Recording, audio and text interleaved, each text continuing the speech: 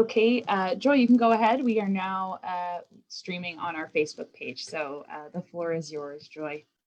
Thank you very much.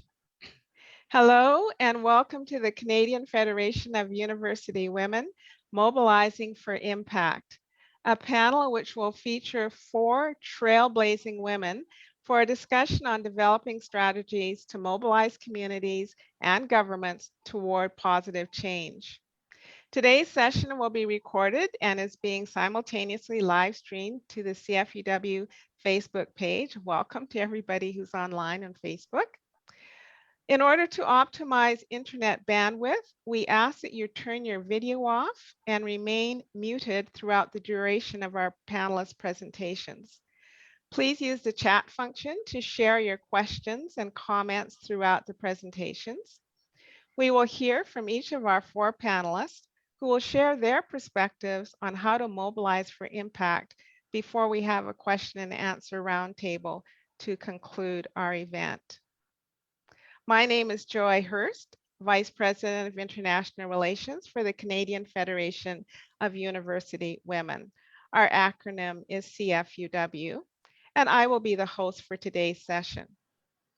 I'd like to begin today's event by acknowledging that I am on the traditional lands of numerous First Nations people, as well as Métis people who first called this area home, and which is now referred to as Treaty 6 territory and the city of Edmonton, Alberta. All people here on this land today are beneficiaries of this peace and friendship treaty. Now I'd like to introduce you to our organization. CFUW is a self-funded, nonpartisan women's organization that works to improve the status of women and girls by promoting human rights, public education, social justice, and peace in Canada and abroad. In particular, CFUW members and clubs across Canada work to bring about change in the areas of early learning and childcare, violence against women, long-term care, Indigenous rights in Canada, and climate change. CFUW members actively support lifelong learning for our members and the education of women through the awarding of local and national scholarships in the amount of over $1 million annually. CFUW is a member of the National Council of Women of Canada, Graduate Women International, and International Alliance of Women. At CFUW, we believe that empowering women and girls as leaders and decision makers is crucial to addressing the pressing social issues of today and tomorrow. We are so excited today to convene this impressive panel of leaders for a discussion on how to bring about positive change in our community and addressing this year's CSW priority theme of women's full and effective participation and decision-making in public life.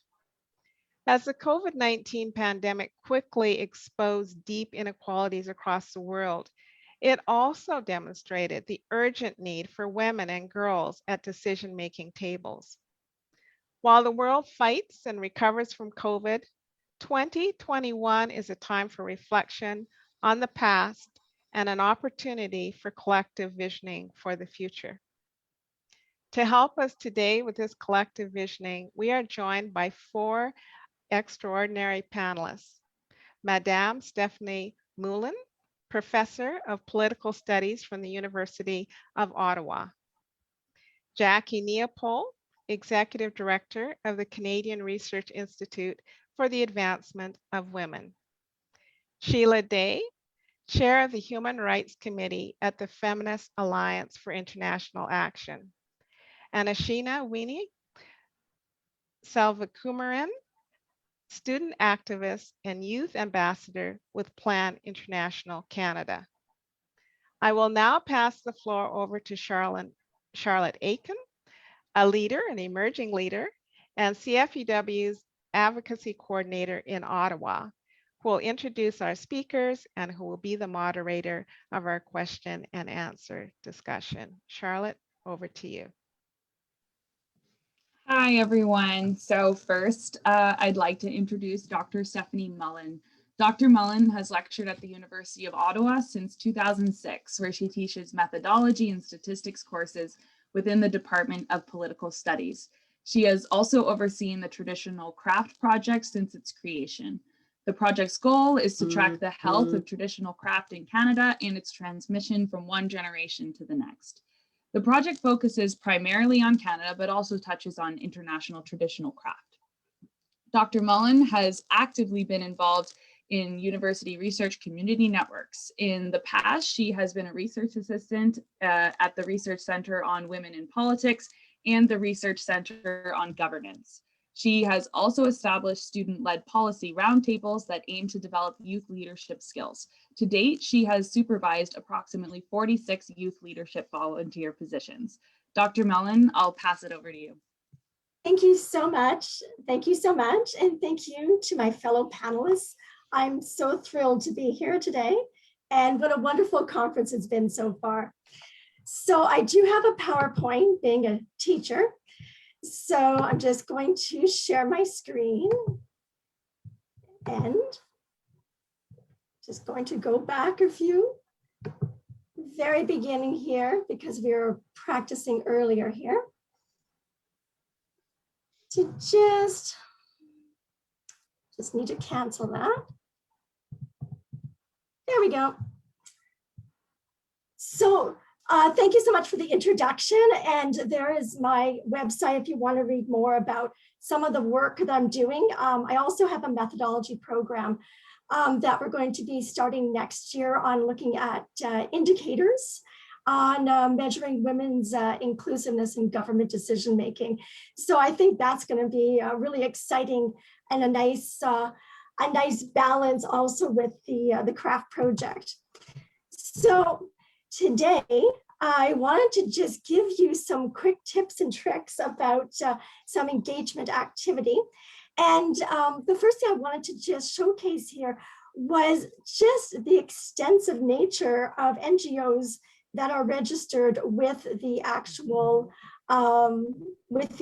organization today, and with the grassroots as well as non-registered groups. So it's just unbelievably vast. And one of the themes throughout the presentation will be on building allies, so we don't have to feel like we have to do everything ourselves.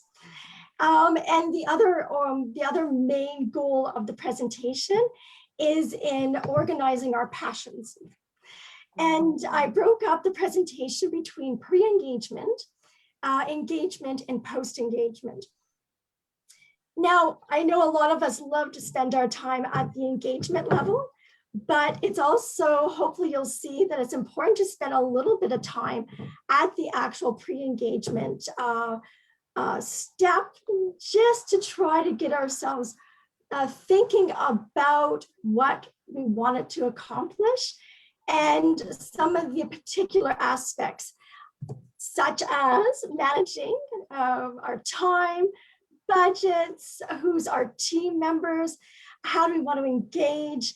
All of these steps are part of the pre-engagement strategy. Now, I know, like I said, a lot of us want to get out there and just engage in the world, but if you just spend a little bit of time, and if it's a long engagement effort that you're endeavoring on, then you want to spend more than a few moments on this particular step. And this is just reflective. It is beneficial to write it down as well, so you can refer back to it at different points in time. And it does help focus your engagement step. And it also then helps you with the post-engagement aspect as well. So just to get on to each of these aspects, I have a slide on, and the slide presentation is available at the end of the actual discussion here. And we'll be able to actually, you'll be able to refer back to it. So don't think that you have to write everything down as we go here. So these may seem also very straightforward and obvious steps. However, it's really interesting how often we actually forget about some of these things. So it's good to just come back and spend a moment on each of these steps. So developing a clear message, this should be clear, right? However, we have to remember when we meet people next year, hopefully in person, but right now virtually, we literally only have 2 seconds, 2 written lines to actually introduce ourselves. So that's how you have to think of your message, is to be clear, crisp, to the point, and also the important aspect of what do you want these people that you're engaging with to help you with. We seem to forget about that sometimes. So again, that needs to be crystal clear. Is it a policy that you want help with? Is it assistance with maybe team members? Maybe you want to feed into a national campaign. What exactly are you actually asking people for? And actually practice your pitch as well, because it's easy to get tongue-tied, especially when you're under time limits and stress. So moving on to some other aids, and you may laugh at my idea for the first point of cards and letters, but I find when I'm actually engaging with people, my projects I work on are way too confusing to explain. And so I just try to say indicators. I'm trying to develop new ways of measuring people's engagements, so it goes alongside with, the international metrics. That in and of itself is too confusing as well. They've already tuned out and they're walking away from me, right? So I just like to introduce myself, say I've got these 2 projects. Here's my card. Here's my letter. Here is how you actually can go and look up more information. My bio then links to a website. The website actually links to my other social media accounts. And I'm not a technical expert at all of these. So I'll come back at the end to ways of actually being assisted in some of these actual areas that you're not an expert in. Other ideas, of course, are fact sheets and stuff. But the idea here is that they have a place to go so that they actually can get more information from you, more information about your organization. And attending ton of panels here, I am constantly pulling up information to go back and investigate, because there's just so much information at the conference and the different panels that I don't have enough time to actually get into the details right at that point. So that was just to find a place to go. So the whole engagement again goes back to the messaging, and it's just trying to figure out now how you actually want to engage them. So you already have figured out who the them is. So now we have to figure out how we actually want to engage. All my other panelists are experts at engagement, so they'll be speaking about that. My big thing that I like to do is look back at past engagements to see and remind myself how I did that in the past. So again, if you've had that pre-engagement strategy written down, it's easy to take dust off again, to just take a look and remind yourself what you did, what worked, what didn't, and then tailor it to how you're going forward. The team, I love my team. I have a team of research assistants, volunteered. They're all volunteer positions. Somewhere from 12 up to sometimes I have 20. And they're all on working on different aspects of the campaigns that I work on. So I need to remind myself that I don't need to be an expert in everything, because they are. And they just need direction, and they need to communicate to me what they want to work on, so that we have not just me barking orders, of course, but a 2-way communication going on. I don't bark orders, by the way. So I've got, again, some tips down here at the bottom. The big one I have is to be present in my community being the university. And I try to sit on a diversity of boards, a diversity of scholarships, the other events that are taking place, just to find out what is taking place there, what I can feed into, what I can assist with, and they can actually help provide me with tips, as well as myself providing them with tips. And just a reminder to build our allies. That's, like I said, the theme of this whole presentation here. And also with the budgets and schedules that we're at, it's literally, the point here is that we would love to engage the world. I would love to do so many things, but I'm only one person. I only have, my team is only so big, and my budget is only what it is going forward from year to year. So we have to just be reflective of this, be realistic of this, And also I try to build a schedule going forward at least 4 years. So if I can't accomplish something this year, I can maybe accomplish it the next year, the year after. And also with building your allies, you're able to actually be able to accomplish things that you otherwise might not be, because you're now feeding in to other organizations and getting your message across with their campaigns and their activism as well. So being a poli-sci person, and I have a link that, it's not a link, it's actually a reference to classic poli-sci textbook stuff on classic methods of influence, and there they are. And some of my panelists can definitely speak to these. But I just wanted to, again, just remind everybody, not just to build allies, but to also remember that we have policy champions out there that can actually assist us with the work we're doing. These are experts, and I need them in the legislative community, especially at the provincial level, because I don't know the provincial level as well as I know the federal or the local. So I try to feed in to a policy expert.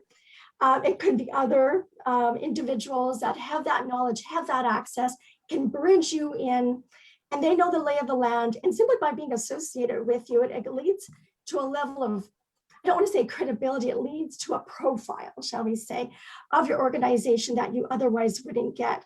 So if you can actually go and find, of course, allies, but maybe there's one particular policy champion that can assist you with. My panelists can talk about engagements. So I just want to focus on the pre and the post. This is where I was always bad, and I had to reflect on this and my skill sets. After engagement, I tend to just collapse. I'm usually just so exhausted from engagement. I'm horrible at delegating. I've gotten much better at that. So I completely usually would forget about this post-engagement and all these steps. So I really had to reflect upon this and build up some kind of capacity. You've met all these people, they are passionate about your work. They want to assist and work with you. What on earth are you going to do? So this is what these little tips and tricks were. So again, I tried to link in with building some kind of a network for that's fed into my blog and my Instagram page that I have. And this is also feeding into from my associations or my social media campaigns into other associations, websites, web feeds, and stuff like that. The little helpful tip I wanted to sort of end with is the link at the bottom here, which I'll post up in the, at the end of the actual presentation here. I'm not an expert at everything. It's just one of me. And I just got out the information to my community at the university that I wanted to link in with craft and women's collectives that work in craft areas and stuff. So by getting the word out, I actually realized that there's associations out there that assist you with building websites, with actually helping you figure out how to run an event, how to run a virtual event. And at my university, this is the link that takes you to that. And it's all free. All you have to do is provide experience to the students to actually make it meaningful to them. So go and check out that link, and definitely check out high schools as well as your colleges in your area as well. I just want to mention scholarships, because this is how I became associated with this university, with this association, is when I was much younger. When I was doing my graduate work, I actually was granted a CFUW scholarship, which I was thrilled. And I went to the reception and met all these cool women and realized that, you know, this is a fabulous organization. So creating opportunities within your organization can also help with your post-engagement strategy. And last but not least, thank you, Zeta. She's my research assistant who helped me with this presentation. And she's off to law school next year. And she'll be hooking in with the association as well when she graduates. So there's your newest member. So sorry, I took up a couple seconds too long. Thank you so much, Dr. Mullen, Madame Mullen. Really, really great thoughts and concrete suggestions on how to effectively mobilize as an individual, because as you say, sometimes it just seems, we want to change the world and those things seem insurmountable. So thank you so much for your thoughts on that. So now to shift from the individual level to the network level, I'd like to introduce our next speaker, Jackie Neapol. Jackie Neapol is the Executive Director of the Canadian Research Institute for the Advancement of Women, or CREA. She has worked on many feminist issues over the years within CREA. A large part of that work has been to bring an intersectional lens and approach to research and action for the advancement of women, and centering that work around collaboration and knowledge sharing. Aside from her work at CREA as a feminist activist over the past 20 years, she has been actively involved in various social justice movements, from anti-globalization to the anti-war movement. So thank you so much, Jackie, for joining us, and welcome. Go ahead. Thank you for having me be part of this important conversation. So first, I'll just start for a second talking about CREA. So CREA is a national not-for-profit feminist research institute dedicated exclusively to conducting and supporting feminist research and bridging the gap between academia-based feminist research and community-based feminist research. Created out of the women's movement in 1976, CREA is in some ways the grassroots research arm. We also create tools and resources so other women's groups can also do research and analysis. So we conduct our research specifically so it can be used for social justice and be easily taken up within the movement. And we freely provide this research to feminist organizations and activists to use for social justice for all women, because we view ourselves as part of this broader landscape of the movement, and our research is about action. So I think a good place to start when we're talking about mobilizing for impact is, what is mobilization and what do we mean? So mobilization, like in a basic definition, is the process of making something capable of movement or having people and resources ready to move or act.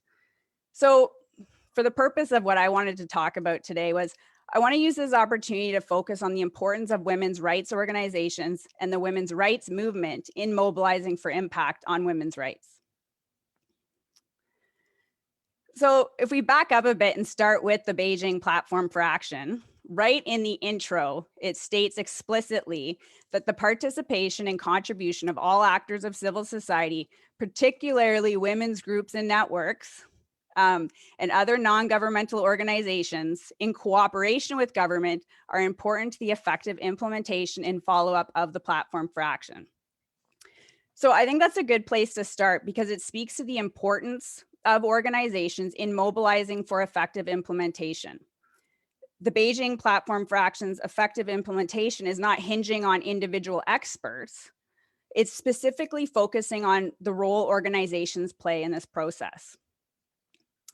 And organizations, for the most part, are created by the grassroots and are accountable to their members. There's a longer term vision, for example, and they're not hinging on one person. So there's more continuity. There's knowledge transfer, strategic resource sharing, pooling of a diversity of perspectives and analyses to come together under that organization. Organizations bring a collective knowledge and expertise that has been developed not by one, but by many. And then there's a system generally of checks and balances, so to speak. So being part of an organization is also about a sense of belonging, about being part of something, invested in it. This is what strengthens movement work and leads to social change. Together, diverse women's groups can rally their members around a specific issue, but also make the links to broader systemic issues and bring their unique perspectives and analyses to work within the movements. It can be easy to ignore one person sometimes, or to put one perspective from one person on a soapbox. But the strength of organizations, I think, is because of the collective voices and the backing from our supporters, members, volunteers, and staff. And it is important when we're thinking about mobilizing for impact to change, for change. It also means that when we need to mobilize, there's a launching point through our organizations and their networks in the movement. In the case of women's rights, it's pretty clear change does not happen top down. It is pressure from movements that push the dial, changes norms, and then governments act. So if we're hoping to mobilize the women's rights movement and also mobilize others to join in the movement for change, we have to look at mobilizing and movements as being interconnected and organizations being a part of that. A strong movement requires leadership, powerful grassroots support, partnerships and networks, and a shared political goal. And a shared political goal does not mean we all agree and are homogenous. I think a strong, healthy women's movement includes diverse perspectives and analyses and actions. And women's groups are not homogenous. Neither are our methods of activism. But it's important to understand how women's rights organizations in our diversity are part of the social fabric of the women's movement. Whether on a local level, regional, national, or international level, they are key to effective mobilization. I think this adds to the richness of our movement and our mobilizing. We have a common ground issue, women's equality, and we come together to support and work together when we can, and sometimes we can't. There are diverse perspectives and analyses. And I think that's where different women's organizations come into play. So, the women's rights movement is comprised of so many different types of women's organizations, from service delivery and frontline work, advocacy and analysis, research, law reform, feminist collectives, and then of course the movement includes feminist individuals and allied organizations. And sometimes our actions or mobilizations are in the form of campaigns, but I also want to position this in a broader way too, because while we can knock off a few changes sometimes in reaction to groundswell support on a one-off issue, everyone gets out into the streets, but one campaign isn't going to do it. And there are multi-pronged systemic and structural changes that need to be addressed, but also the line needs to be held on existing rights and against backlash. And I think this is where the importance of strong organizations come into play. We are the key path for keeping the issues alive and the networks and relationships in between the periods of mass momentum. So in my mind, leadership in a sustainable movement is through organizations, and organizations are the anchors in these strong movements. So many women's organizations like CREA, we do our own organizational work within our mandate. We work in alliances, like we're part of FAFIA. We work in ad hoc coalitions collaboratively. We are also part of many networks. We also operate in solidarity and support the work of others. All of these are elements that help us be part of mobilizing for impact and what I would describe as movement work. It has also helped strengthen our collective impact. So over the years, women's organizations and allied organizations have effectively mobilized for impact, not only changing norms within mainstream society, but effectively consulting with governments and changing policy. There's obviously still a ton to do, or we wouldn't be here talking about this.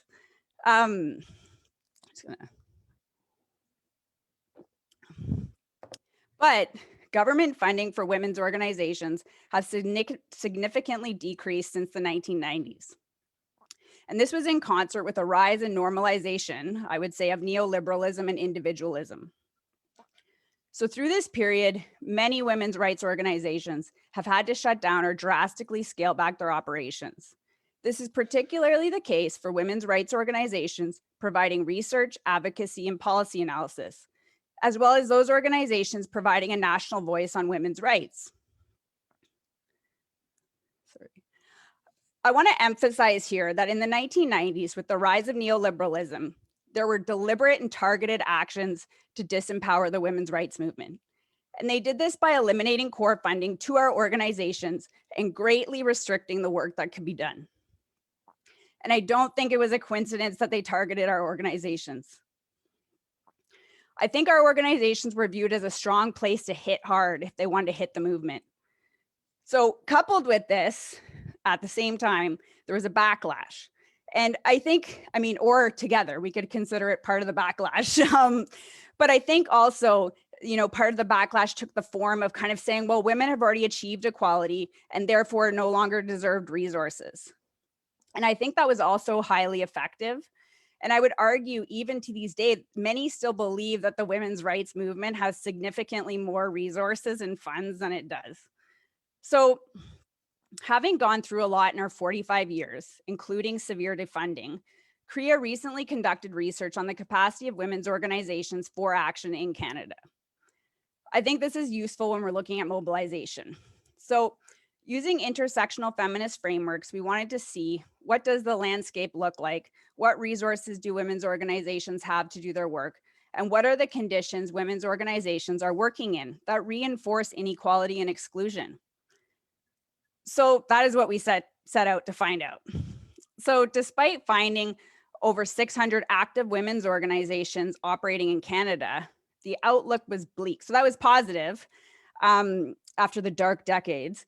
But almost 60% of women's groups reported having fewer than 5 paid staff, and over 20% reported having no paid staff. So there were a few groups that had, 10 staff, between 10 and 20 staff, but they tended to be service organizations. And we know that that's not enough staff anyway to be providing all these essential services. And often the organizations with higher numbers of staff, also most of them were part-time, casual, and did shift work. So with few, if any, paid staff, women's organizations have limited time for advocacy to improve the conditions for women, and also reported having no time or resources to collaborate or work with other women's groups or meaningfully engage in advocacy and consultation with government. This lack of resources has also had an serious impact on intergenerational knowledge exchange. If our organizations are the anchors in the movement, the impacts of this defunding is really a deliberate attempt at demobilization. So is this to say that no feminist activism has happened? No, of course not, but it has been greatly weakened, and many organizations only survived by the support of allies like the labor movement, our members, our supporters like donors, and by patching together project funding, mainly for services. So let's again remember the intro to the Beijing Platform for Action. How are we to monitor and implement without resources? The deliverable-centered capitalist model of project funding means money in for tangible, concrete outputs. This is highly problematic. As you know, change does not occur in 3-year project timeframes, and certainly not any kind of structural change. This is why we are 25 years in since the Beijing Platform for Action, when we'll be meeting again at Beijing plus 30. So I think it also treats the mobilization work to affect change that women's organizations do as if it should be a hobby on the side. It marginalizes all of us and undermines our work, expertise, and contributions to systemic change in women's rights and all our diversity. So in the second phase of our research project, CREA held 5 regional discussion groups with women's organizations across the country to ask, what can we do about this capacity for action? Women's groups, while wanting to maintain autonomy and their organization's specific priorities, they overwhelmingly express the need to work collectively, collaboratively, and in solidarity, recognizing it would strengthen their work for women's rights and increase the impact of their advocacy. But they also reported that they were so hampered by the project funding cycle, and many groups reported that the lack of resources have created conditions of competition over scarce resources.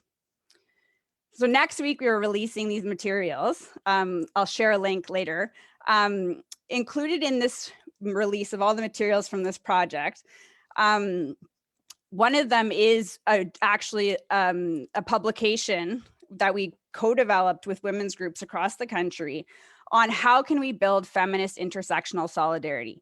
What does this look like for individual feminists, our work within our organization, and within the movement? It is a call for core funding as an act of mobilization that we can all do together, but it also is a guide for maximizing the impact of our work by sharing resources and space now. I'm almost done, I know. We are at a weird time. There's a rise in visibility of the alt-right, which threaten the advancements of social justice organizations. And the alt-right is a movement too, and it has been growing and it is mobilizing. And at the same time, we have a government that identifies as feminist. And can we truly have a feminist government operating without the expertise of the women's rights movements and the decades and decades of collective expertise we have as part of this intergenerational movement? I would say no, we can't. We need to push back and demand that women's rights organizations, expertise, and analysis have a meaningful place. So in the end, and if we want to see progressive social change, and what we heard from women's organizations are, one, we can join and support women's organizations. So if there's a gap too in your neighborhood or your region, you know, get together with fellow feminists and start a new one, but be part of the movement. I think we don't usually see systemic change led by an individual. It's the strength of organizations and people working together within and between movements. The second thing is, I think it is important to share resources, space, money, and knowledge, and also think broadly about how do we support each other. So we have a movement that can mobilize and not view each other as competitors in this space. And finally, we can mobilize on specific issues and should, but we should also think big picture. And I think we should mobilize collectively to demand operational core funding to women's organizations in all their diversity. And that's it. Thank you. Thank you so much, Jackie. And, you know, coalition building and solidarity networks and funding are so crucial for advancing the status of all women, but also, you know, like you say, holding the line on these issues too, right? So, you know, we all got together 25 years ago, or some of us did. I wasn't there, you know, making sure that these are the issues that we're hoping to, you know, keep mobilizing toward, and, you know, making sure that stays alive. So, you know, and as we're at the principal forum for women's activism, you know, the international convention, I'm hoping we can get some insight on how we might mobilize for impact through international mechanisms and at the government level. So to help us with this question, I'd like to introduce our third panelist, Sheila Day. So Sheila Day is an expert on human rights with many years of experience working with governments and non-governmental organizations. She was the director of the Saskatchewan Human Rights Commission, the first president of the Women's Legal Education and Action Fund, or LEAF, and a founder of the Court Challenges Program of Canada. So since 1984, she has been the senior editor and president of the Canadian Human Rights Reporter. Ms. Day is currently a director of the Poverty and Human Rights Center, and for more than 2 decades, she has worked internationally, appearing before UN treaty bodies and participating in UN consultations on instruments and interpretations of international human rights law. She is a member of the Order of Canada, and she's joining us today with the Feminist Alliance for International Action. So welcome, Sheila, and you have the floor. Thanks so much, Charlotte, and thanks to the Canadian Federation for University Women for inviting me to join in this panel this morning. I'm very delighted to be here. Let me just say one word about the Canadian Feminist Alliance for International Action. It was actually formed right after the Beijing conference in China in 1995. And it was because Canadian women went to that conference, came back, and had a very strong sense that we better take the international world seriously, and particularly the world of international human rights instruments, because they are part of Canadian law and very important to us. So the mandate of FAFIA is to make sure that those rights that are articulated in international human rights agreements and treaties are actually implemented in Canada, so that women get the benefit, the full benefit of what their governments have committed themselves to. So that's what I want to talk about this morning. I'm really interested in engagement with governments. I'm interested in how to use the international human rights treaties to advance women's equality in Canada. And I'm particularly concerned about the moment we're in. So I want to talk about what is the moment for mobilizing that we're in right now. My interest, my passion is in mobilizing women's civil society organizations to ensure that governments fulfill their human rights obligations to women. That realization of women's human rights depends on governments, and it's an obligation of governments, which they've agreed to by adopting and ratifying the international and regional human rights instruments and treaties that they have. Canada's a big signer of treaties and agreements, and we're proud of it for doing that. But Canada's not so good at implementing them, and that's where our job is. In the time of a global pandemic, as we're in, the facts of women's inequality and its inherent dangers are writ large. More than 200,000 women in Canada are long-term unemployed now. And just that one fact tells a huge story, and it will have devastating fallout for time to come. The need for government intervention to save lives and to ameliorate the devastating social and economic harms caused by the pandemic is obvious. So too is it obvious that if Canada had not failed over many decades to address women's structural inequality, the pandemic would not be having the catastrophic effect that it's having now on women, our health, our employment, our incomes, our housing security, our freedom from violence, and our ability to care for our children. In the last reviews of Canada's compliance with its international treaty obligations by the UN Committee on the Elimination of Discrimination Against Women and the UN Committee on Economic, Social, and Cultural Rights, Canada was told, and I quote, to implement a comprehensive national gender strategy, policy, and action plan that addresses the structural factors causing persistent inequalities, including intersecting forms of discrimination, unquote. The same structural factors that have impeded women's equality in Canada for decades remain in place. And I'm going to name them: poverty, unequal pay, systemic sex and race discrimination in the care economy, where women are both principal recipients of services and principal providers of services, lack of access to justice, bias in the justice system, violence, inadequate childcare, precarious work, and lack of adequate housing.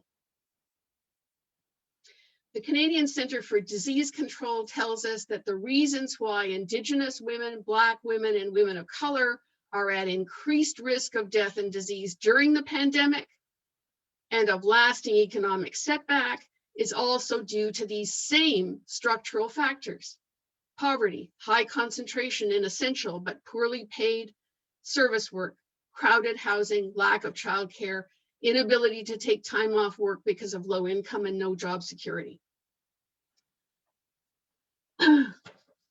The social and economic marginalization of women with disabilities also increases their risk, especially when it's combined with the discrimination in health services that devalues their lives.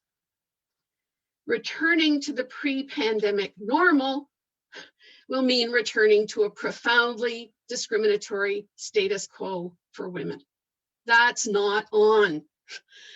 The Secretary General of the United Nations has called for a new social and gender pact. That's what's needed, and it's what Canadian women have been calling for decades now.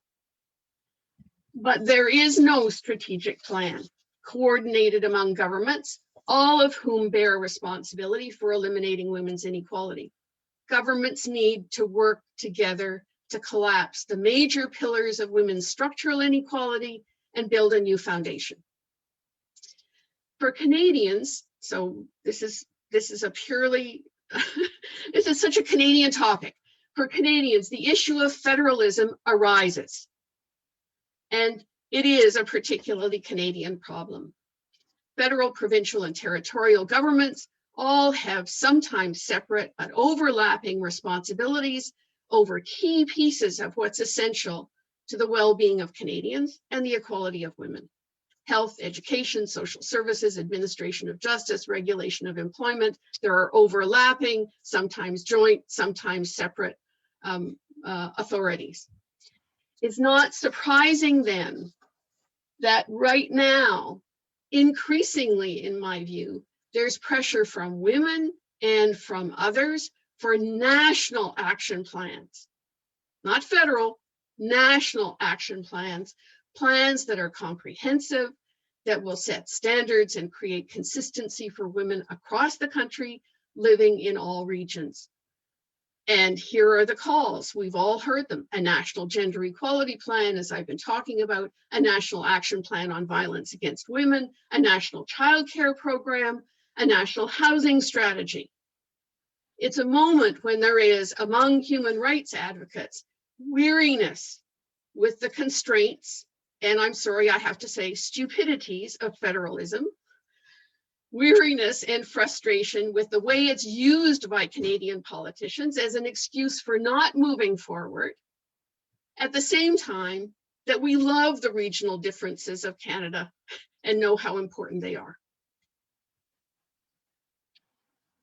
Effective mobilization on this big core of what's necessary for women's equality in Canada is tough.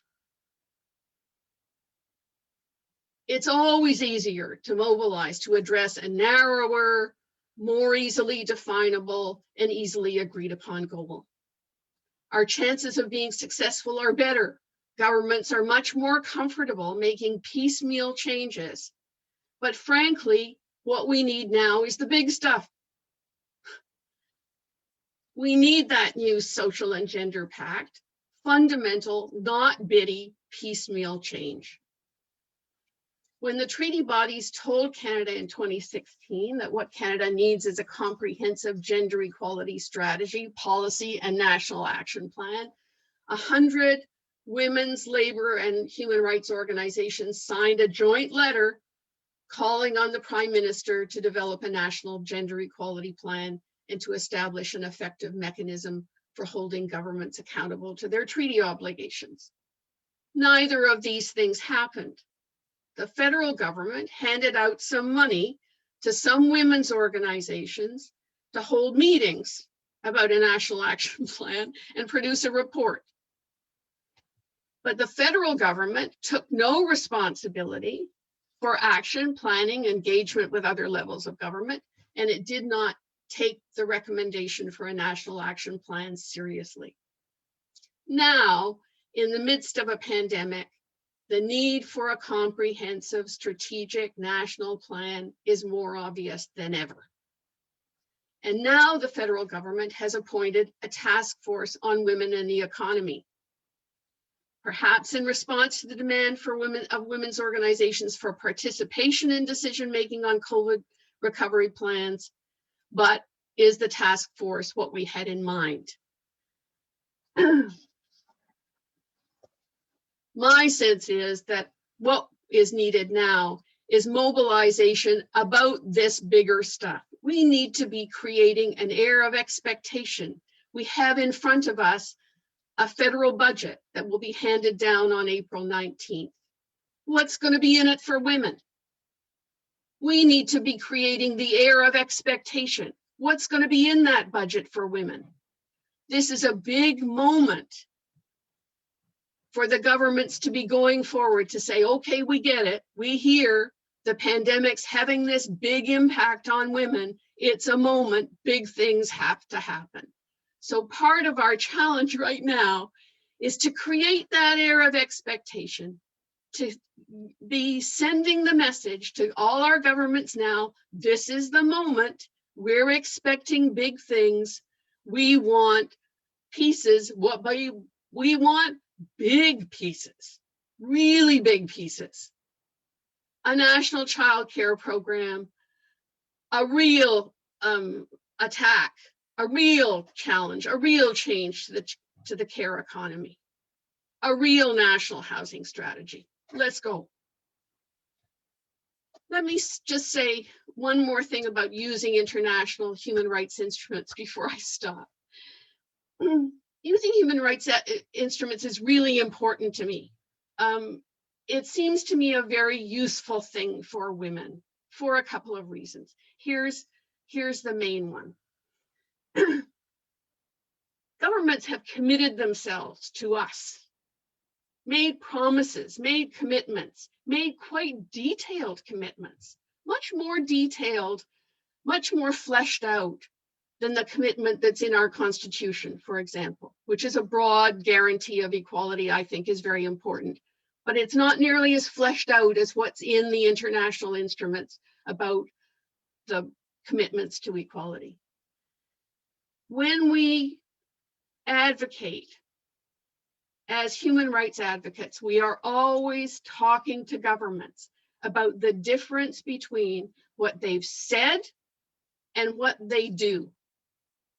And so I think of that line that's on the subway platforms in Britain that says, mind the gap. And they're trying to tell you not to fall into the space between the subway platform and the train car. And we are always minding the gap between what governments say and what they do. And we're trying to bring those two things together. That's our advocacy work. And it matters a lot to be able to say, you said, you promised, you committed yourselves, and you wrote these documents. We did not. You wrote them, you agreed to them, you adopted them, and now this is what you're doing, but we think you must do what you said.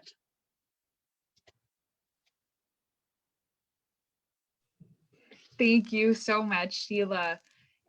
I think it's important for activists on the ground to know about these strong legal instruments that, established at the international level are effectively Canadian law, and they can be used and leveraged despite the federalist challenges that we face in Canada here.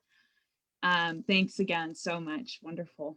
And finally, to put all of these pieces together, we'll hear from our fourth and final speaker about her most recent experience mobilizing for impact, Ashwini Salva. Ashwini is a third-year undergraduate student at the University of Toronto. She has lived in Malaysia, Kazakhstan, Yemen, New York, and Canada. Ashwini's valuable lived experiences solidified her passion to mobilize youth into tangible action and become a lifelong advocate for social justice. So for the past 5 years, Ashwini has been a youth ambassador for Plan International Canada. And in this role, she utilizes her voice to represent women and youth across Canada. And recently, she was named the Young Director of the Iroquois Bruce Trails Board by Girls 20 and is the chair of the Halton Newcomer Youth Steering Committee. Ashwini is also the author of COVID-19 Perspectives, a book detailing the impact of COVID-19 on the global student community. Ashwini, welcome, and please go ahead. Perfect. Thanks so much, Charlotte. I always feel awkward with those initial intros. I never know what to do with my facial expressions. I'm sure the rest of my panelists can relate. Well, last but not least, hello, vanakkam, everyone. My name is Ashwini, and like Charlotte said, I'm a current third-year undergraduate student at the University of Toronto. Before I go ahead and share my screen, I would like to do a quick land acknowledgement. I currently am at home with my family in the region of Halton, specifically in the town of Milton, which originally resides as the land of the Mississauga of the First Credit Valley. I'm including a link here for everyone in case others might be interested in finding out where their original land goes. And without further ado, I will share my screen and begin my presentation. All right, here we go. So I am so honored to be here, and thank you to Charlotte on behalf of the Canadian Federation of University Women for inviting me and my other three wonderful panelists. I've heard a lot of great discussion today about mobilizing, mobilizing women, mobilizing different groups, advocacy, and specifically today, I'll be talking about mobilizing youth through storytelling. So as you all have just seen, I like to begin each of my presentations with an image, specifically because when Charlotte asked me to think about what I might like to present on this panel about mobilizing for impact, I thought a lot about my current positionality. And one thing that really stood out to me was this image, because I felt this image of a young woman surrounded by what we see as COVID-19. It represented me at the beginning of this pandemic. When I was first sent home from university last year, I felt things that I'm sure we are all very familiar with by now. I felt hopeless, I felt restricted, I felt isolated. Most of all, I felt that these feelings were exacerbated with the youth community who were now shunned at home, our bedrooms turned into our classrooms, and we weren't even allowed to go to see our family, our friends, or any of our loved ones. I wondered, how exactly can we use COVID-19 to mobilize, to really utilize this impact of the pandemic and encourage one another to make a further change, to push for the new normal that we so desperately need? Now, before going on a bit about how exactly we can mobilize youth, I'd like to talk about some of the concerns that were expressed by youth about the impact of COVID-19. This was a demographic survey that was taken with youth throughout the age of 15 to 29 last November of 2020. As you can see, the top 5 concerns expressed by youth all have to do with health. Youth were concerned with vulnerable people's health, overloading the health system, the world population health, and much more. Youth were also much more concerned about civil disorder than they ever had been before, and their ability to cooperate during the crisis. A lot of this stems from mental health, which emerged as a really big topic throughout the pandemic and a special topic of discussion for the youth community. Now, I'm very curious in how we can mobilize youth, and I see these through 3 different ways. First, I believe we can build opportunities for youth to learn about data and advocacy while inspiring them to speak about social inequities and introducing them to new careers.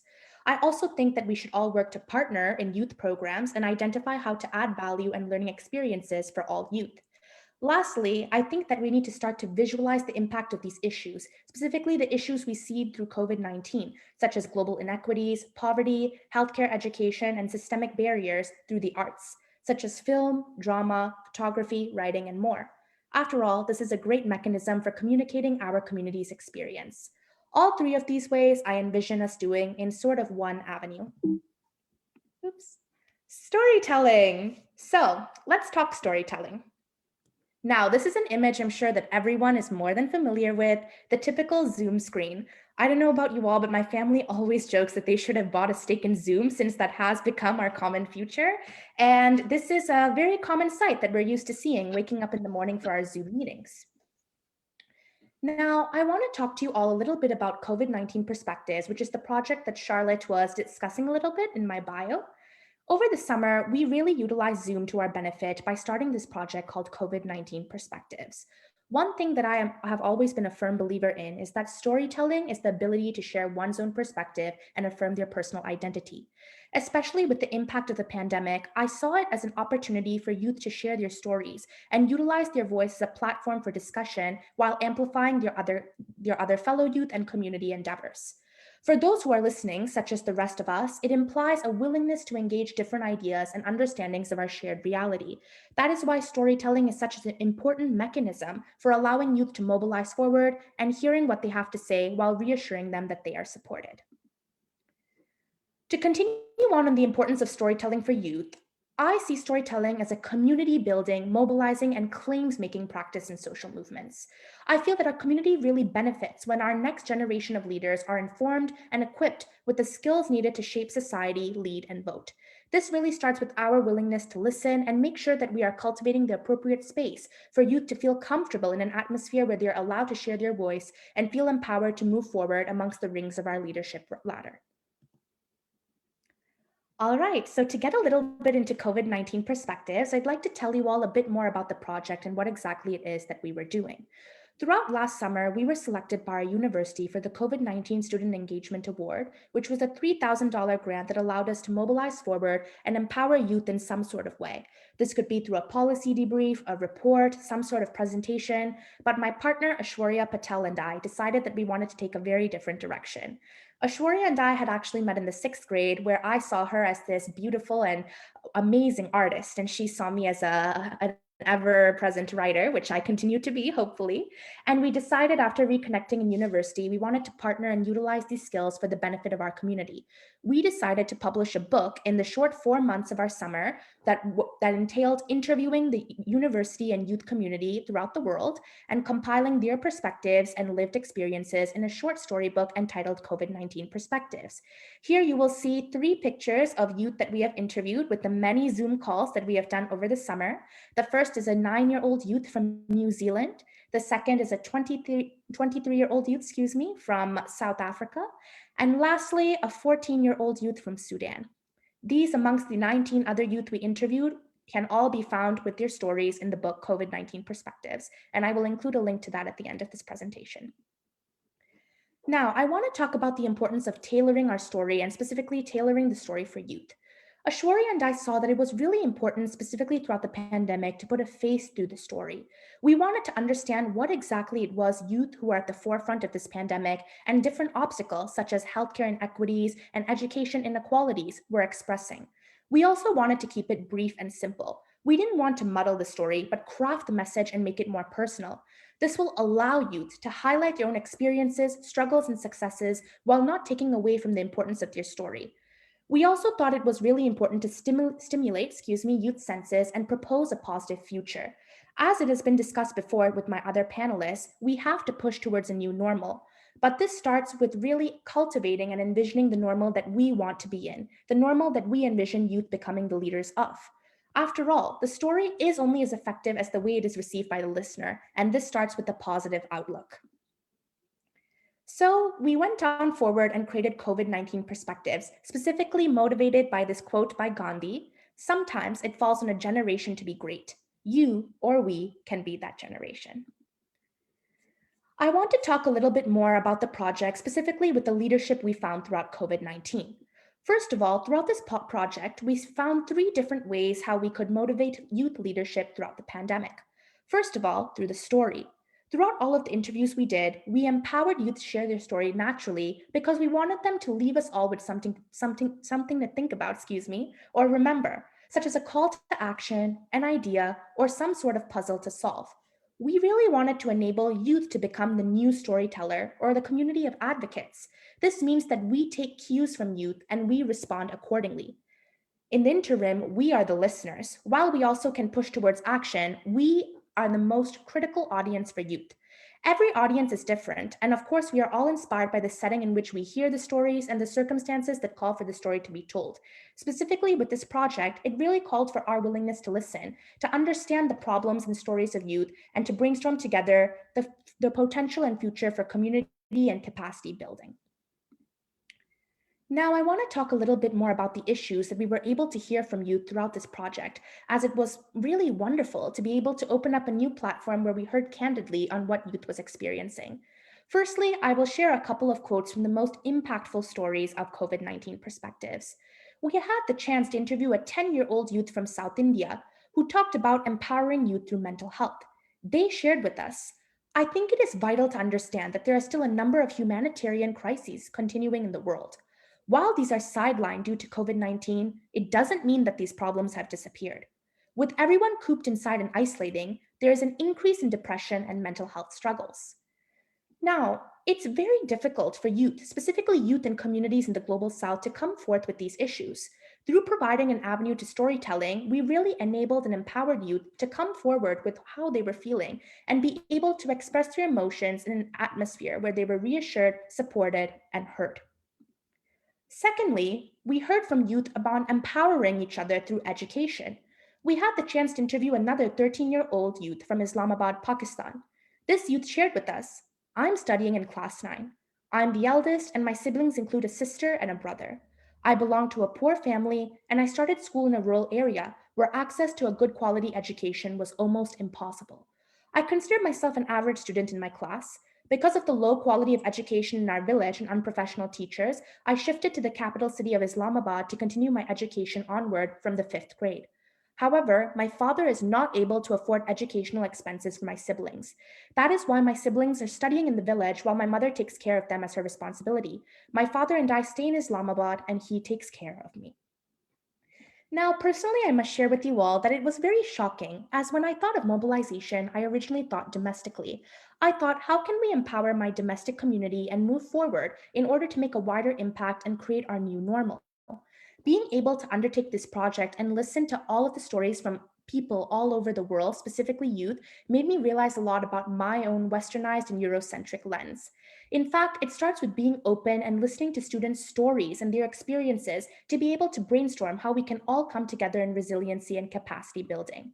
I was so inspired by all of these youth, And it did inspire Ashwini and I to create a nonprofit called Art for Activism, where we continue to empower youth through the means for art in order to create more attention towards whatever activist issues youth are currently pursuing. Now, this brings me to a few of my final points. First of all, I want to talk about how we can mobilize youth through allyship. Now, when we think about allyship, we usually think about us being the allies and being in the midst of all of the action. But I also want to talk about being an accomplice. What the youth shared with me is that being an accomplice is the step that comes after being an ally. This is where you're tasked to respond and act on this new awareness. We have seen a multitude of issues emerge throughout the pandemic. We have seen calls for more attention towards the Indigenous community throughout the Black Lives Matter movement, the Asian Lives Matter movement, which is taking precedence currently as well. Right now, what all of us need to do is really take a step as an ally by being willing to listen and educate ourselves in our own positionality and privilege. It starts with us after all. We are all privileged to be here in this space today and to listen to all of the wonderful panelists and have conversation and insightful discussion with one another. What we can do further is to take all of this information and mobilize it for ourselves by listening to further youth and understanding that each of our experiences is different, and we can all mobilize one another by taking their stories and pushing their message forward. Next, I want to share a quote that I have received from one of the wonderful young women who had shared her story with us. She said, "As COVID-19 intensifies around the world, it is clear that if we truly want to deliver health, well-being, and dignity for all, girls and women must be front and center in the emergency responses, in social and economic recovery efforts, and in how we strengthen our health systems post-pandemic." Sheila touched on this a little bit as well, but with the new normal, we need to change it, as the old normal has not been anything new for women who have always or usually been isolated from decision-making capabilities. With COVID-19, I feel that this is a sign for us, a sign that we can push forward and really create a new sort of atmosphere and platform where all of us can rise up the corporate ladder, especially for young girls and women who are at the forefront of new innovation and creative activism. I also want to touch back on what I said about A&A Art for Activism. With all of these wonderful ideas mobilized from youth, we really wanted to continue the atmosphere of storytelling and inspiration for young people. We decided to create our nonprofit recently, last December, called A&A Art for Activism, as I've already said. And our first event will be happening on April 3rd, so next weekend, and it is called the A&A Art for Activism Storyteller Symposium. To continue the mission of being a willing ally and being able to listen and understand the stories of young people, we believe it is important to create events and opportunities where youth feel empowered to speak. If we create the space for them and show that we are willing to listen, they will be more willing to step forward and really take the lead as the new leaders of the forefront of our future and the new leaders of tomorrow. Lastly, I want to say thank you to all of you. I really enjoyed presenting on mobilizing youth towards the impact and the future. And I hope that you all enjoyed this presentation. I will share my contact details in the chat now in case anyone would like to gain more details on my project or contact me personally. But thank you so much. And thank you to my three wonderful panelists, Charlotte and Joy, of course, for facilitating this session. Thank you so much, Ashwini. Wow. I'm always just blown away whenever I hear you speak. And I really love storytelling as a medium through which youth can feel comfortable in their own identities and experiences and really use those experiences to mobilize forward. And, you know, as you mentioned, you know, youth are the leaders of tomorrow, but they're leaders right now. Canada thinks youth are under 30. So, you know, I'm one of those. This is our time. So, and my mom is watching and she sent me a message, Ashwini for Prime Minister, and I'm totally going to vote for you when you run. So we now have the opportunity to engage in a discussion with all of our panelists. And if you have a question, I really hope you can put it in the chat and just make sure it goes to everyone. So just select all panelists and attendees. And Ashwini, I believe you are sharing your contact info and links. Perfect. Okay, wonderful. Just to kick things off, I'm going to ask a general question, and if any of our panelists just want to raise their hand and unmute to answer, that would be great. So when we're talking about mobilization in the context of COVID-19, I'm wondering, your perspectives on how that organizing and mobilization has changed in the context of COVID-19. So some challenges, but also maybe some opportunities.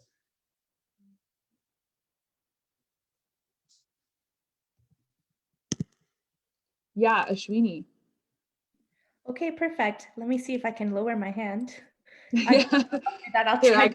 I'll try. Oh, thanks so much, Charlotte. So I think, sorry, can you repeat the question? I was too concerned with lowering my hand. Yes, yeah. So just, how has organizing and mobilization changed in the context of COVID-19, and what are some challenges that have been presented, but also some opportunities? Mm-hmm. Well, first of all, at least I can attest from the youth perspective, for a lot of us, most of us, I should say, like I mentioned in my presentation, our bedrooms became our new classrooms.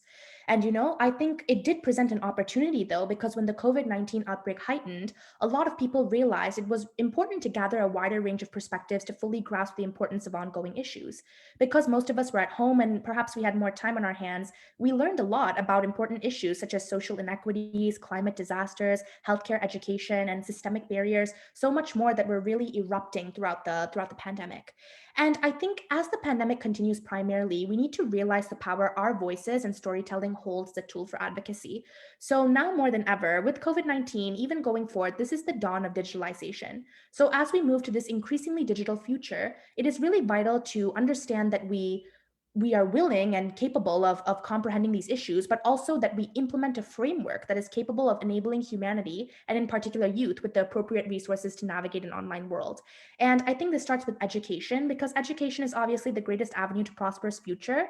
And, gaining knowledge, whether it's online knowledge sharing, attending events like these with my other wonderful panelists, it's really vital to enriching all of our abilities to contribute to a bright future. So it's really important we focus on mobilizing everyone with the necessary tools to succeed both on and off the screen. Yeah, thanks so much, Jackie. Go ahead.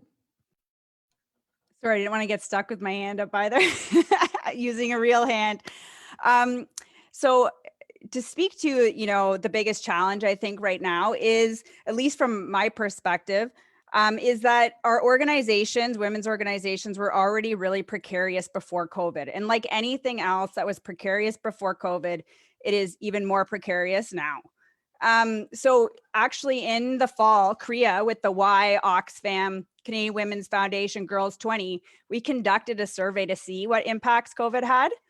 And what we found was actually really even worse than the data we had before, because 51% of women's organizations stated that they had to reduce their operations, and 48% said they had to cancel their programming altogether. And so that was COVID related. And so, I think we also have the challenge that the majority of our staff, if we have staff, or our volunteers are women, because we're women's rights organizations. And we know with some form of care responsibilities, most women have, and we've seen what has happened during COVID with unpaid care responsibilities. And so organizations are actually losing a lot of staff capacity because women are having to drop out of the workforce or not able to volunteer. And so I think it's led to a crisis. I think part of the challenge too is that a lot of the pandemic recovery funds by the government, Canadian government, were kind of based on a business model. So you had to show a reduction in revenue to be eligible for wage subsidies. And the reality is that women's organizations, especially if you relied on project funding, you couldn't show that you had a reduction in revenue. Although we were still grappling with new unforeseen costs, new expenditures, but we couldn't apply for the wage subsidies. And that coupled with an inability or lack of capacity to even apply. But you'd have to show a real reduction. I think it was 30% of revenues to apply for it. And so I think that was a challenge, is really trying to, have the unique experiences faced by women's organizations heard by the government. But I think our digital capacity has probably improved because we've all had to move quickly on the fly. But I know that women's organizations in that survey also reported they had no money for laptops because it wasn't in their project budgets. So I think it's been a difficult time, I think, for women's organizing. But also a time where we're like, see, there were problems, right? We can be like, hey, look, if this is not a wake-up call, there were problems before, then I don't know what's going to be a wake-up call. So that's all I want to add to this. Exactly. Yeah. And it speaks, to the broader points that you've made today and also in previous sessions of just, the neoliberalization, if that's a word, of women's organizations and just how social justice movements are funded and defunded, etc. So yeah, great. So I want to maybe ask, this could also be a general question, just how maybe activists and organizations can stay motivated during the long and very non-linear process of policy change. So Sheila, I saw that your hand was raised. So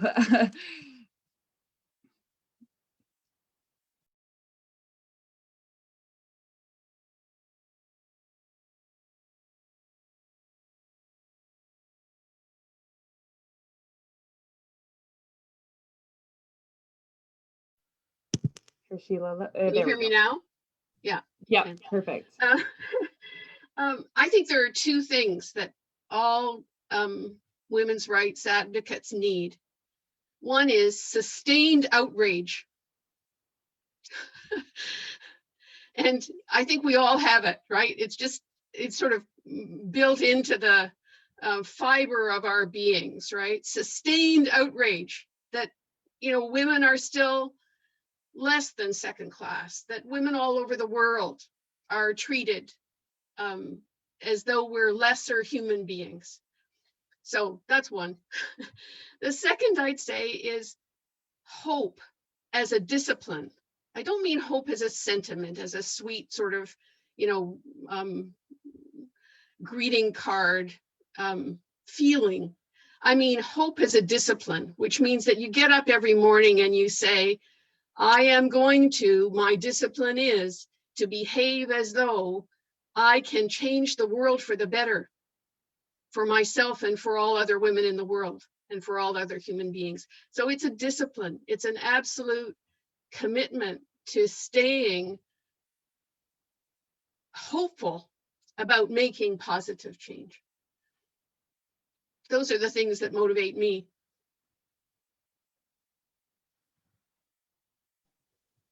Definitely. And I love that. Two sides of the same coin, outrage, but also hope. Would anyone else like to weigh in on that motivation? Yeah, go ahead, Stephanie.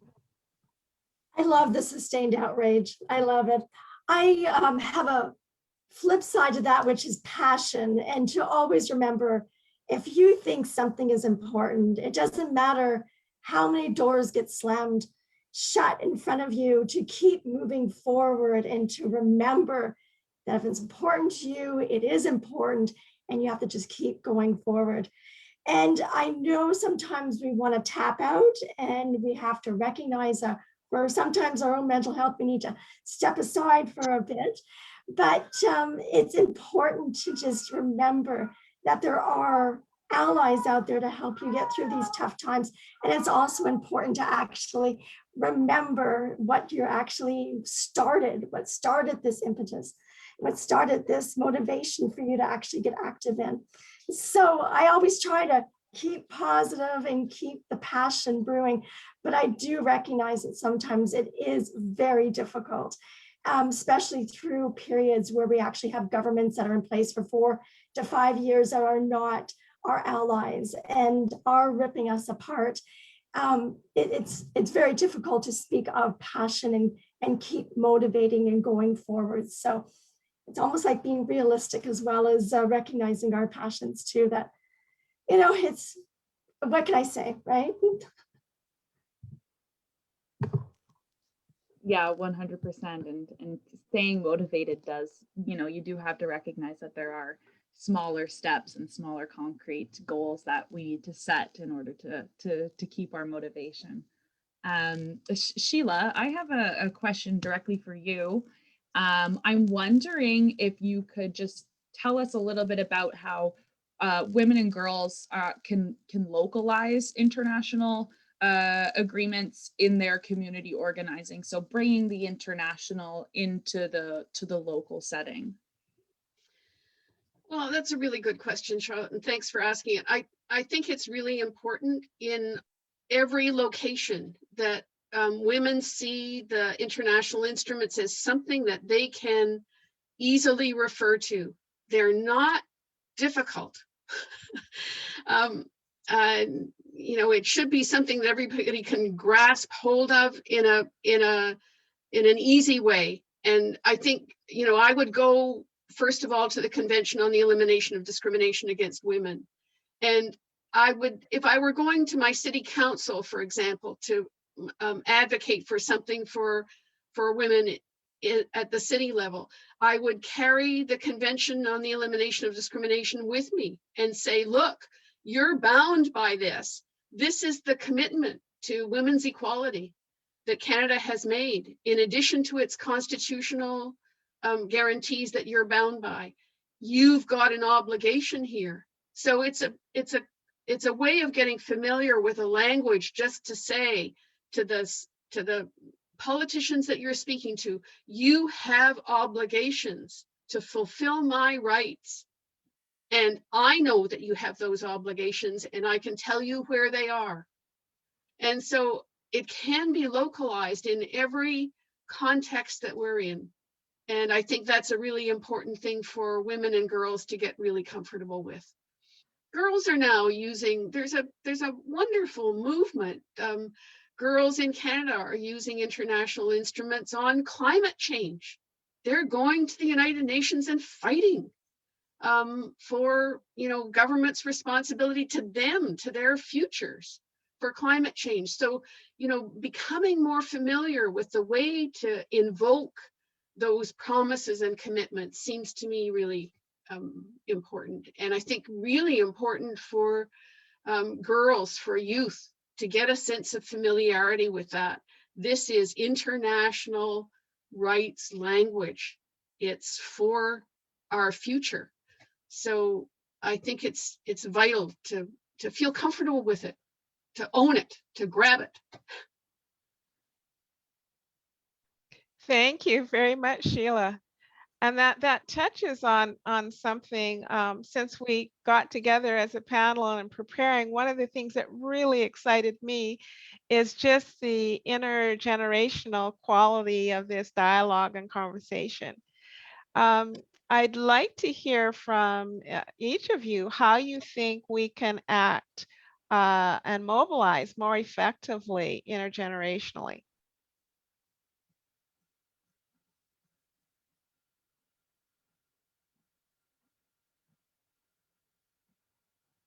Don't all speak at once. Yeah, Stephanie, go ahead. I would just say bring them into your team. You need to have the outreach to bring them in. Youth scholarships was a big part, like I said, of the CFUW. That brought us in. There were established women that actually brought us in as research assistants as well. So it just is a matter of just recognizing your team and bringing them in and providing opportunities that are directed towards the different capacities of time and commitment that youth can make, as well as other women from other backgrounds, other occupations as well. So they don't have to all come in and serve on a board. Yeah. So or they could, right?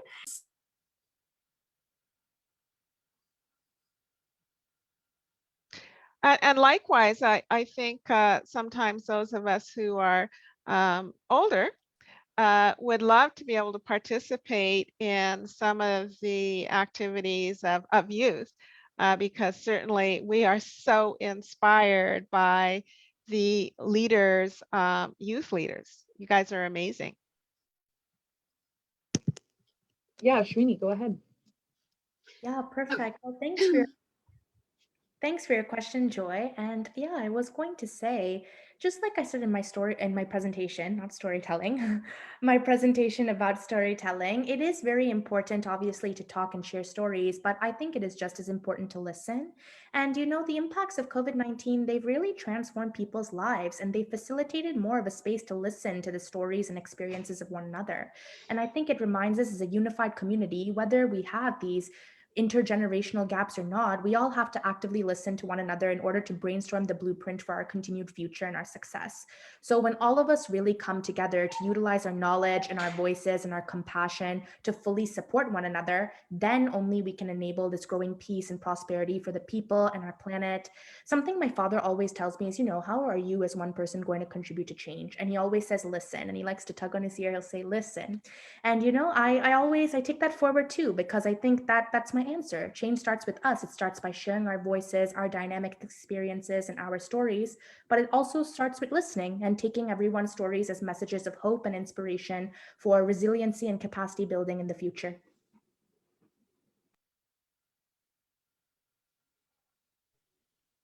Yeah, Jackie, go ahead.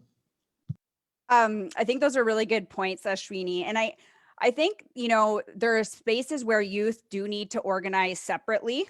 Just like I think there's space, you know, there are a lot of senior women's groups like that focus on the rights of seniors. And so I think those are important, right? There are all sorts of different groups that focus on different women and the experiences of those different women. And I think the intergenerational piece too comes from working in a movement together, right? And sharing knowledge, because, you know, even at CREA, I can speak to the wealth of knowledge that I have learned from women who are in their 80s who continue to participate in CREA's work, and, you know, the women first year university who come in the door. And I think that is what makes women's organizing so interesting, is that you can have this intergenerational knowledge exchange, because we can learn a lot from each other. And one CREA, actually, in the past 5 years, we've started this new publication called The Feminist Word. And it's a publication for young women to participate and provide feminist analyses, art, you know, rants if they want to, poetry on women's rights and feminist analysis. And so, you know, that's one way that CREA was like, well, we need to foster this, because, I mean, sometimes being a research institute, sometimes points of entry at CREA are when you've gotten a degree, maybe, right? Or if you are on the board. We had almost no staff for a long time. And so that was one initiative that we instituted, and people of all ages love reading it, women of all ages. So even a lot of our senior members can't wait to see the next issue of that magazine when it comes out. But it also is a way for younger women to get involved with CREA's work and recognize that there's a long history too of women. They're part of something bigger. And I think that's the strength of true intergenerational knowledge exchange, is recognizing, again, that we're not in competition for space, but that our work together can be stronger. That's all I wanted to add to that. Thanks. Yeah, Sheila, sure. I'll just say one small thing. I really like teamwork, and I really like partners. It's the most satisfying way to work that I know. And I like work. I like advocacy work. And the best way for me to learn is to have somebody work with me on something, to have us say, okay, let's do this, and then figure out how we're going to do it together. And then I learn, and I think other people learn, and it's a fostering of a mutual conversation and strategizing. Yes. That's very rich. And so my sense of intergenerational work is that I like to have partners to work with. And so I want younger partners, I want young partners, I want youth partners, I want many partners. And I think that's the way we can really join together. Thank you. Definitely, Sheila. Yeah, and I just want to reiterate those points because as you know, as we work together and move forward to our new normal, as we're calling it, you know, I think we need to learn from the people who have come before us, right? And like Jackie has mentioned, and everyone else, you know, knowledge sharing is such a huge component of keeping this movement alive and holding the line. I love that line, Jackie. But we're almost finished here, but I just want to get maybe a quick answer from each of our panelists. And Joy, you can chime in as well. I want to I'm always looking for new suggestions on what I should be reading. So I want to see if you know, if you have a book that maybe you think everyone should read, or something you're reading right now. You know, there's not enough time in the day to read, but you know, when we get the opportunity to do so, I'd like to see everyone's suggestions on what you think we should be reading next.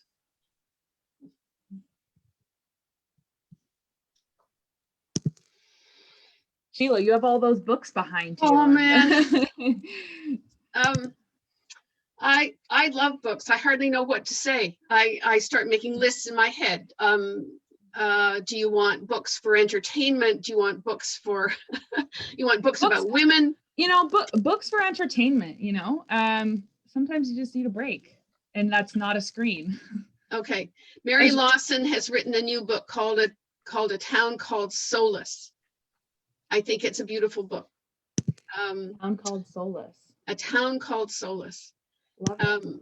A woman in Toronto, whose name I don't remember, has written a book called Notes of an Unintentional Birder. Like a bird watcher? Yeah. Love it. Fun, nice, charming. Maggie Doherty has written a beautiful book called The Equivalents, which is about the Bunting Institute at Radcliffe, which is very interesting. If you want to read about, you know, early senses of women in education from the sort of 70s, it's a really interesting book. So I guess that would be my main recommendation, The Equivalents by Maggie Doherty. Wonderful. Ashwini, I saw you raised your hand. That was an accident, but I do have a recommendation as well. Okay, good. I've been rereading this book. It was originally published in 2017. It was republished with the special chapter last year. It is called The Marrow Thieves by Dimaleen. It's a book about Indigenous experiences. It's about how they exploit, it's a utopian community where only Indigenous people have the capacity to dream, and these people, settlers, they exploit their abilities to dream. So it's all about how Indigenous people rise as a form of resistance and representative of their powerful protest, their traditional knowledge and voices of ancestors. It's a beautiful book and very well written, and I really enjoyed it. So I would definitely recommend that one. Ashwini, are you able to repeat the title? I just want to write some of it down. So it's The Marrow Thieves by Dimaleen, and I'll also send it in the chat in case anyone else wants to look for it as well. So I'm looking at the time, and the bell is going to ring momentarily. So I would really like to thank all of our participants, all of the people who attended, and a special thank you to each of our panelists. You are each so amazingly inspiring and really exemplify what CSW's theme is this year, is women and decision making and women in leadership. So you're exactly what we're called to do. And for all of us who, you know, think that there's nothing that we can do, or there's not a big thing that we can do, every single one of us has an opportunity to contribute to the work and making the world a safe place for women and girls, and empowering all women and girls to live to their full potential, you know, whatever that might be and wherever they live. So thanks everybody for joining us today. I was trying to take notes and then I had to give up. So I'm very glad that the session is recorded. You can watch the session on CFUW Facebook page. And before they cut us out, thank you very much, everyone. Have a great day. And to our panelists, Thank you. Thanks, everybody. Thank you so much. Have a great afternoon. Thank you, everyone. Yes, and Steph, whoever suggested braiding sweetgrass in the chat, I'm also reading that right now. It's a great Did we book. get all the books in the chat? Uh, Sheila, did we get Sheila's books in the chat? I put them in. Okay. yes, I think Okay. so. And Jackie and Stephanie, if you wanna chime in for our stragglers. I embarrassed, other than stuff like I've been reading Patricia Hill Collins' new book on, or newish, intersectionality as critical social theory. But otherwise, I've been reading anime because my son he really wants me to read this series that he's reading. So I've been reading a lot of anime. I love it. That's Or awesome. reading comics, or yes. So, you And that's know. what I'm doing. I'm doing complete escapism, so I'm reading Spock's World. Oh my gosh, I love it. So different ends of the spectrum here. Oh, my classic. Thank you so much, everyone. Oh, it was a great session. There is so much to unpack. And I'm so inspired. It's just really cool. So I hope our audience as well enjoyed this, and maybe we should convene this panel again in 6 months to see where we are and what CSW plus 6 months. yeah, The new- see the where new we conference. are, see what progress we've made, see what our strategies are post budget, post election or pre-election. So if And you're willing, we'll reconvene. thanks. Thanks, That Joy. would be And kinda Jackie, cool. we need that list of 600 women's organizations. I know I'm getting it. It's going to be up on our website at the end of the, well, it's going to be a bit delayed, but a week or two. It should be up. It should be up in April, and it will be. What an organizing tool that is. Yes, that's why we did Way it. to go, Jackie.